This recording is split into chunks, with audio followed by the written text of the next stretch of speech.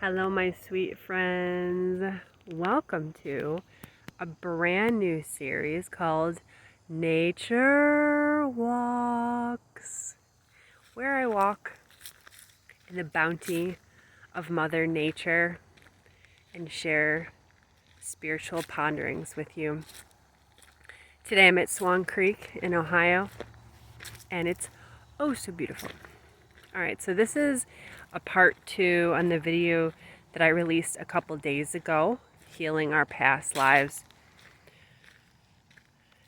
I realized I had more to share on the topic. We can use any sacred spiritual book, whether it's the Bible, the Quran, the collected teachings of the Buddha, whatever it may be. We can use them, those books, in a different way than we may have used them in previous lifetimes.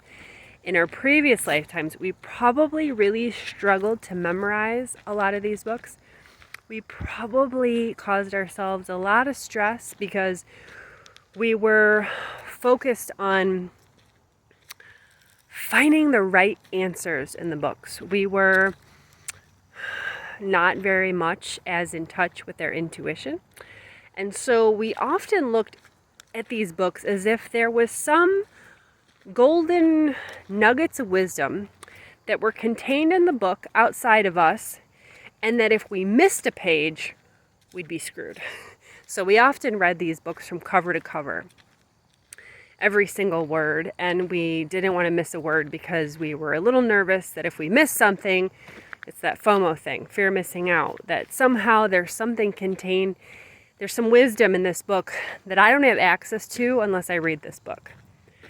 But now, on the new earth that we're creating, we're realizing that we can appreciate these sacred texts if we're drawn to these magical books, the Srimad Bhagavatam, Patanjali's Yoga Sutras,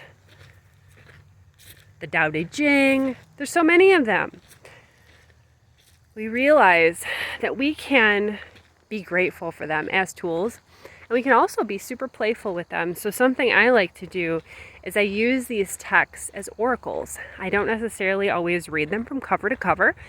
Sometimes I'm inspired to read them cover to cover, but sometimes not. And I honor that.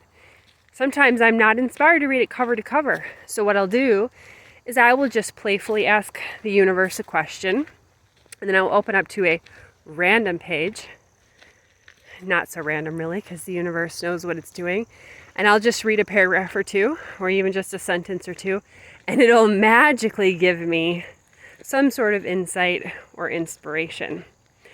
In this way, as we approach these texts in this playful way, we don't feel this pressure to get it right. Oh, I have to read the whole book linearly, in order, and grasp all the concepts and memorize all the major points because someone's quizzing me later.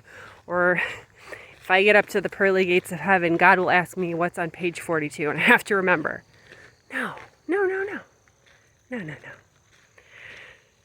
We can approach the text as a playful oracle to just simply remind ourselves that we have these tools that can assist us. Do we absolutely, strictly need these books? Need? No. I truly believe in what the great sage Ramana Maharshi, great sage of the last century of India, said. He said, at a certain point, you realize you can toss all the books aside and just sit in silence in the present moment. I'm paraphrasing him. Silence is all we need. Meditation is all we need. Being in our heart space, loving other people is all we need. That's it. The spiritual journey is simple, not easy to do, but simple, not complicated. So I hope that helps. Let me know in the comments below what spiritual books you like to read. And I'm sending you all of my love. Namaste.